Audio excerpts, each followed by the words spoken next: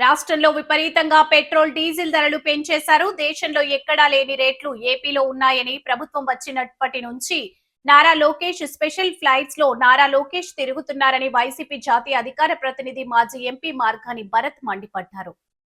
స్థానిక వియ్యల్పురం మార్గాని ఎస్టేట్లో మంగళవారం జరిగిన మీడియా సమావేశంలో మార్గాని మాట్లాడుతూ మంత్రి నిమ్మల పెట్రోల్ డీజిల్ ధరలు తగ్గే వరకు నేను సైకిల్ తొక్కుతా అని సవాల్ చేయగలరా అని నిలదీశారు. పేద ప్రజలకు సిలిండర్ కొంతమందికి ఇచ్చి కొంతమందికి ఇవ్వలేదు. ఇంకా 5 సిలిండర్లు ఇవ్వాలి. చంద్రబాబు ఎప్పుడు ఇస్తారు అని అడుగుతున్నానన్నారు. బీసీల పైన చంద్రబాబు అక్కసు వెళ్లగక్కుతున్నారని, జగన్ గతంలో బీసీలకు పెద్దపీట వేశారని గుర్తు చేశారు. కూటమి ప్రభుత్వం చేసిన మోసాలను ప్రజాక్షేత్రంగా తేల్చుకుంటానని స్పష్టం చేశారు. గతంలో రాజమండ్రిలో గ్లో గార్డెన్ పార్క్ ఏర్పాటు చేసి మా శిలాఫలకం పెడితే ఇప్పుడు మళ్ళీ కొత్తగా మరో శిలాఫలకం పెట్టారు. ఎమ్మెల్యే ఆదిరెడ్డి బుద్ధి తెచ్చుకోవాలన్నారు. మోరంపూడి ఫ్లైఓవర్ సర్వీస్ రోడ్లు వేయకపోతే నిరసన దీక్షలు చేస్తామని హెచ్చరించారు. Parliament incharge doctor Guduri Srinivas మాట్లాడుతూ చంద్రబాబు ప్రభుత్వం బీసీలను నిలువునా మోసం చేసిందని ధ్వజమెత్తారు. వారికి ఇచ్చిన ఏ హామీని నెరవేర్చడం లేదని విమర్శించారు. మీరు ఆంధ్రప్రదేశ్ రాష్ట్రానికి ముఖ్యమంత్రిగా ఉన్నారు కాబట్టి, అంటే ఒక ఫాదర్ ఫిగర్గా ఉన్నారు కాబట్టి, ఆంధ్రప్రదేశ్లో ఉన్న పిల్లలందరూ కూడా ఈ స్థాయిలో చదువుకోవాలి, ఈ స్థాయిలో ఇంగ్లీష్ మాట్లాడాలి. అది కదా మా జగనన్న ముఖ్యమంత్రిగా ఉన్నప్పుడు ఇంగ్లీష్ మీడియం కంపల్సరీ చేసింది.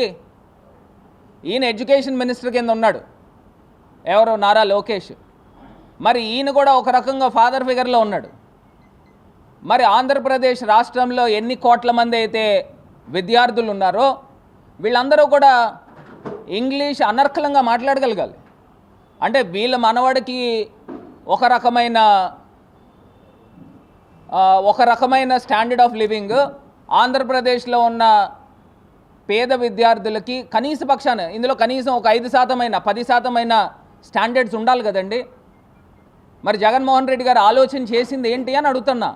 ఆయన ఆలోచన చేసింది ఇదే, ఆంధ్రప్రదేశ్ రాష్ట్రంలో పిల్లలందరూ కూడా చక్కగా చదువుకోవాలి, అనర్కలంగా ఇంగ్లీష్ మాట్లాడాలి అని ఆయన 8వ తరగతి నుంచి ఆయన తీసుకొచ్చి ఐప్యాడ్స్ ఇచ్చారు, ట్యాబ్స్ ఇచ్చారు. మరి అందరికీ కూడా టెక్నాలజీని అందించే కార్యక్రమం ఈ 2 సంవత్సరాల నుంచి ఈ నారా లోకేష్ ఎడ్యుకేషన్ మినిస్టర్ కింద ఉండి అది ఎత్తేసాడా లేదా? ఆ ట్యాబ్స్ ఇస్తా ఉన్నారా అని అడుగుతా ఉన్నా. వీళ్ళ ప్రభుత్వం వస్తే పెట్రోల్ డీజిల్ ధరలు వ్యాట్ ఛార్జెస్ తీసేస్తాము. ఈయన నారా లోకేష్ అడ్డదిడ్డమైన పాదయాత్ర చేశాడు కదండి. ఆ పాదయాత్రలో ఆయన చెప్పిన మాటలు ఏంటంటే, ప్రతి పెట్రోల్ బంక్ కనబడంగానే ఇలా చూపించేవాడు, ఇగో రేటు ఆంధ్రప్రదేశ్లో పెరిగిపోయిందని. వాళ్ళు వస్తే తగ్గిస్తూ ఉన్నారు. 2 సంవత్సరాలు అయింది నాయన, మీరు వచ్చి వ్యాట్ ఛార్జెస్ ఎందుకు తీయలేదు? ఎందుకు మధ్యతరగతి కుటుంబీకుల యొక్క నడ్డి విరగొడతా ఉన్నారని అడుగుతున్నా.